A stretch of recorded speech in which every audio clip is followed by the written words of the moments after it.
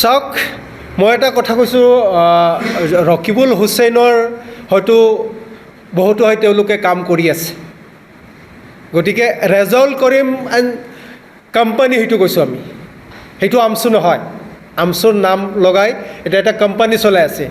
তেওঁলোকে য'ত যাৰ যি ফায়দা আছে তেওঁলোকৰ কিছুমানে বিজেপিৰ বি টিম হৈ কাম কৰি আছে কিছুমানে তেওঁলোকে কংগ্ৰেছৰ বি টিম হৈ কাম কৰি আছে এটা কোম্পানী তেওঁলোকে সংখ্যালঘু আৰু অসমৰ হৈ তেওঁলোকে কাম কৰা নাই তেওঁলোকে কাম কৰি আছে আজি যদি তেওঁলোকে সংখ্যালঘুৰ হৈ কাম কৰিলেহেঁতেন মাননীয় ৰেজাউল কৰিম চৰকাৰ ডাঙৰীয়া আজি যিখিনি তেওঁ সমস্যা লৈ আমচুৰ সভাপতি হৈছিল সেই সমস্যাৰ ভিতৰত কেইটা সমস্যা বিগত কথাখিনি চাই তেওঁ যেতিয়া কংগ্ৰেছত আছিল তেওঁ মাননীয় প্ৰাইম মিনিষ্টাৰ মাননীয় নৰেন্দ্ৰ মোদী যেতিয়া অসমত আহিছিল তেওঁ তেতিয়া এটা কথা কৈছিল যে গুজৰাটৰ পানীৰ পাইপেদি সংখ্যালঘুৰ তেজ বয় আৰু সেইজন নেতাক কথাত তেওঁ আজি উঠা বহা কৰি আছে গতিকে তেওঁৰ স্থিতি অকল হ'ল পুঁজিপতিক তেওঁ অসমখন গতাই দিব আৰু তেওঁৰ নিজৰ সম্পত্তিটো তেওঁ গঢ়াৰ কাৰণে এইখিনি লৈছে চাওক আমি সদৌ অসম সংখ্যালঘু ছাত্ৰ ইউনিয়ন আমচু আমি অৰাজনৈতিক ছাত্ৰ সংগঠন আমি কাৰো বি টিম নহয় বি টিম চোৰেহে চোৰৰ পথ দেখে চোৰেহে চোৰৰ ঠেং দেখে তেওঁলোকৰ বি টিম আছে সেইকাৰণে তেওঁলোকে বি টিম দেখা পায় গতিকে সদৌ অসম সংখ্যালঘু ছাত্ৰ অৰাজনৈতিক ছাত্ৰ সংগঠন আমি কাৰো বহতীয়া হৈ নহয় আমি যেনেকৈ কংগ্ৰেছৰ বিৰোধিতা কৰি আছোঁ আমি বিজেপিৰো বিৰোধিতা কৰি আছোঁ আমি এজিপিৰো বিৰোধিতা ভাল কাম যোনে কৰিব তেওঁক আমি সমৰ্থন কৰোঁ তেওঁ বিজেপিয়ে হওক RSSে হওক বা বেলেগ কোনোবা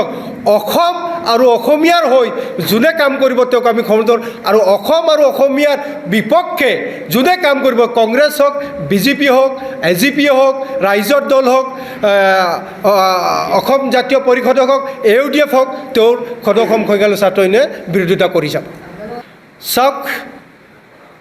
আমাৰ নেতাই কংগ্ৰেছ যোগদান কৰি আছে বিজেপিত যোগদান কৰি আছে এজিপিক যোগদান কৰি আছে এইটো ব্যক্তিগত কথা আমচুৰ মজিয়াত যেতিয়ালৈকে কোনোবা থাকে তেতিয়া আমচুৰ পৰা যেতিয়া তেওঁলোকে অব্যাহত যায় তেওঁলোকৰ ব্যক্তিগত এটা প্লেটফৰ্ম আছে তেওঁ ক'ত যায় সেইটো তেওঁলোকৰ ব্যক্তিগত কথা কিন্তু আজি মই আমচুত আছোঁ মই কালি আমচু ত্যাগ কৰাৰ পিছত মই এজিপিত যাব পাৰোঁ AUDFত যাব পাৰোঁ কংগ্ৰেছত যাব পাৰোঁ মোৰ ব্যক্তিগত কথা কিন্তু যেতিয়ালৈকে আমচুৰ মজিয়াত আছোঁ আমি অসমীয়াৰ হকে আমি মাত মাতি যাম অসমৰ প্ৰতিটো জাতি জনগোষ্ঠী লাঞ্ছিত বঞ্চিত হয় আমি মাত মাতি যাম বিগত দিনত মাত মাতি আছোঁ অনাগততো এই মাত আমি মাতি যাম হেৰি 6 শিডিউল যিসকলৰ কথা কৈ আছে তেওঁলোকে যে প্ৰতিবাদ কৰি আছে কাৰ হৈ তেওঁ কাম কৰি আছে তেওঁ অকল পুঁজিপতিৰ হৈ কাম কৰি আছে তেওঁ অকল তেওঁৰ নিজৰ যিখিনি সম্পত্তি গঢ়াৰ কাৰণে তেওঁ কাম কৰি আছে তেওঁ অসম আৰু অসমীয়াৰ হৈ কাম কৰা নাই তেওঁ এটা বিভেদ এই কথাখিনি কৈ বিভেদ সৃষ্টি কৰিব বিচাৰি আছে আজি খাতমপুৰীখে যে আমাৰ ঐক্যবদ্ধতা আছে আমি অসমৰ প্ৰতিটো জাতি অসমীয়া মিয়া আলি কুলি নেপালী বাঙালী আমি এক সুন্দৰ পৰিৱেশ আছোঁ সেইটো তেওঁ বিভাজন কৰিব বিচাৰি আছে কিয়নো আমি প্ৰতিটো জাতি জনগোষ্ঠীত এটাই কথা ক'ম আপোনালোকে যদি এটা কথা চিন্তা কৰে এটা কথা যদি ভাবে তেওঁ আপোনালোকে যে তেওঁ যিখিনি কথা কৈ আছে আৰু তেওঁ যিখিনি কাম কৰি আছে তেওঁৰ কামে আৰু কথাত যদি মিল আছে তেওঁক আপোনালোকে সমৰ্থন কৰক আৰু কৰক মই অকল সংখ্যালঘুক নহয় মই অসমত বসবাস কৰা প্ৰতিটো জাতি জনগোষ্ঠী কৈছোঁ এই ধৰণৰ দুমুখী নীতি অৱলম্বন কৰা মুখ্যমন্ত্ৰীক আপোনালোকে কৰক 26ৰ ইলেকশ্যনত আপোনালোকে তেওঁক গদিৰ পৰা আঁতৰাই দিয়ক এইজনক আঁতৰাই দিব লাগে বুলি মই আজি অসমৰ প্ৰতিটো জাতি জনগোষ্ঠীক আহ্বান জনাইছোঁ তেওঁ অকল পুঁজিপতিৰ মুখ্যমন্ত্ৰী তেওঁ অকল নিজৰ মুখ্যমন্ত্ৰী আৰু তেওঁৰ খুৱে বাও যিসকল আছে 2-4জন 5জন বাদ দি তেওঁ কাৰো ঘনিষ্ঠ নহয় তেওঁ কাৰো কেতিয়াও আপোন হ'ব নোৱাৰে কোনো কাম নাই অকল পুঁজিপতি বনিয়াৰ হাতত অসমখন গস্তাই দিয়াৰ বাবে এইখিনি কাম তেওঁলোকে কৰি গৈ আছে আৰু যেনেকৈ বিজেপি চৰকাৰে সংখ্যালঘু লৈ ৰাজনীতি কৰি আছে সেম এটাই কথা কংগ্ৰেছেও কৰি আছে গতিকে সংখ্যালঘু ৰাইজৰ বুকুৰ আপোন কোনেও নহয়। অসমৰ সংখ্যালঘুক কোনো এটা জাতীয় গোটেই যিমানখিনি দল সংগঠন আছে, যিমানখিনি ৰাজনৈতিক দল আছে, তেওঁলোকে মাহিয়াই দৃষ্টিৰে চাই আহি আছে।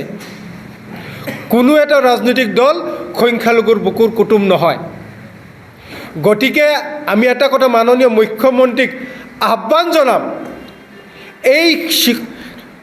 ঠাণ্ডাৰ বতৰত আপোনাৰ পৰিয়াল, মন্ত্ৰী বিধায়কৰ পৰিয়াল লৈ আপোনালোক এটা সপ্তাহ তম্বুৰ তিৰপাল বান্ধি আপোনালোক থাকক, তেতিয়া আপোনালোকে সেই উচ্ছেদিতৰ বেদনাখিনি বুজি পাব। অতচাই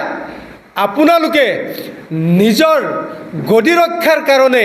এই যি সংখ্যালঘুক লৈ ৰাজনীতি কৰি আছে, এই ৰাজনীতিখিনি আপোনালোকে পৰিত্ৰাণ কৰক। উচ্ছেদিতক আপোনালোকে পুনৰ সংস্থাপনৰ দিয়াৰ বিভিন্ন সময়ে প্ৰতিশ্ৰুতি দিয়ে, কিন্তু প্ৰতিশ্ৰুতি হৈয়ে থাকে, প্ৰতিশ্ৰুতিখিনি ফলপ্ৰসূ নহয়। আপোনালোকে সেই উচ্ছেদিত মানুহখিনিক পুনৰ সংস্থাপন দিয়ক। অনাগত 2026 বিধানসভা ইলেকশ্যন, এতিয়া যি ধৰণৰ কংগ্ৰেছ, AUDF, আজাপ, ৰাইজৰ দল যি ধৰণৰ সংখ্যালঘুৰ ৰাইজৰ কাষ গৈ চাপিছে, বিগত দিনত এওঁলোক ক'ত আছিল? আমি আজি ইয়াৰ পৰা স্পষ্টকৈ এটা কথা বাৰ্তা দিব বিচাৰি আছোঁ, প্ৰতিটো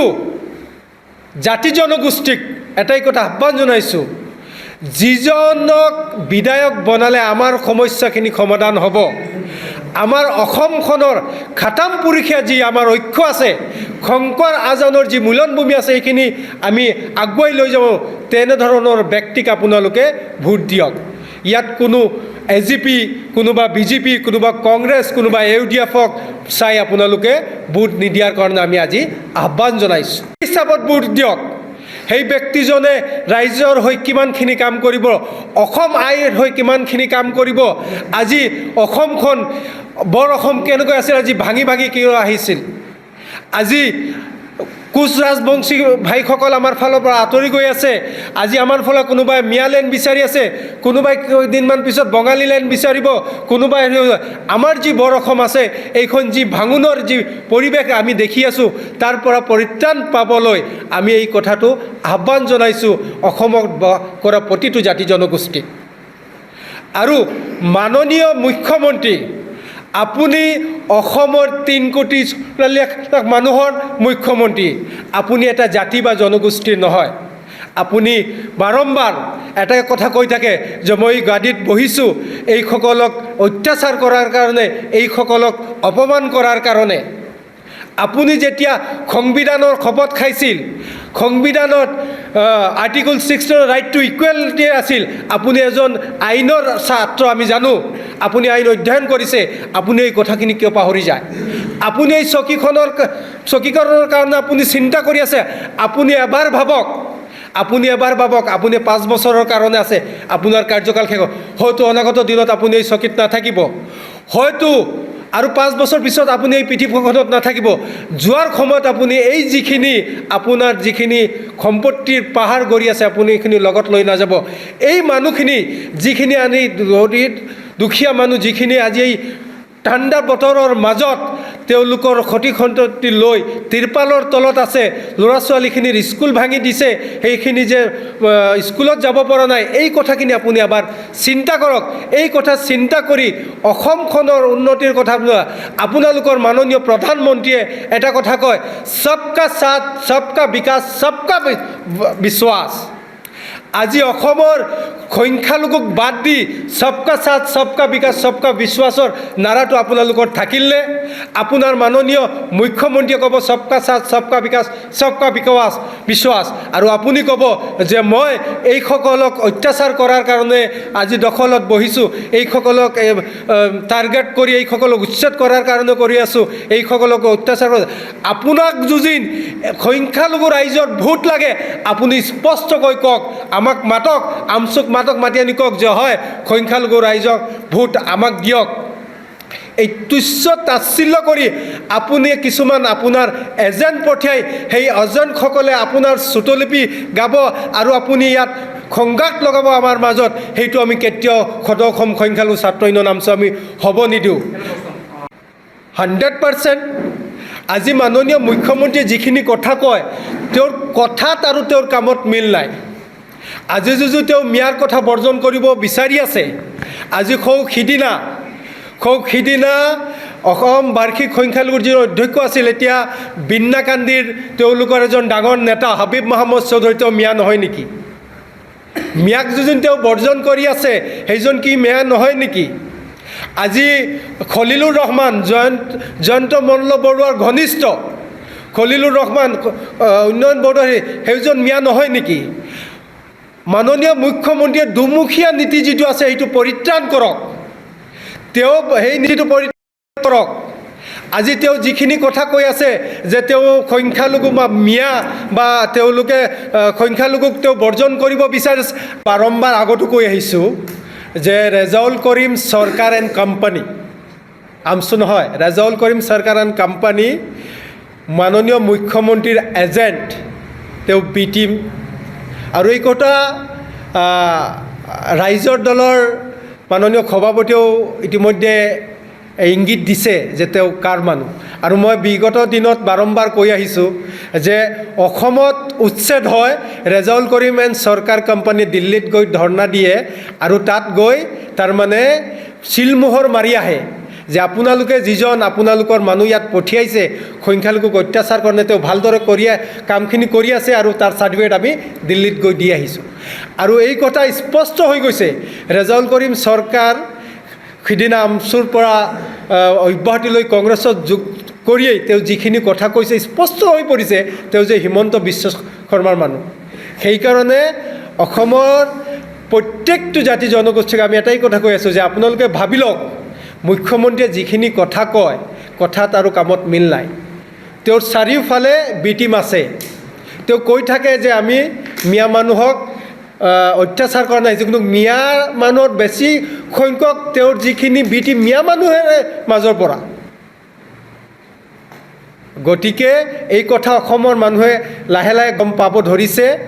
আৰু গম পাইছে। এই কথা 26ত প্ৰমাণ হ'ব আৰু 26ত এই কথা স্পষ্ট হৈ যাব যে মুখ্যমন্ত্ৰীৰ দুমুখীয়া যিটো স্থিতি এইটো যে অসমৰ ৰাইজে ইতিমধ্যে ধৰাত পেলাইছে। যিকোনো খবৰৰ বাবে যোগাযোগ কৰক আমাৰ এই নম্বৰত 9181 307 221।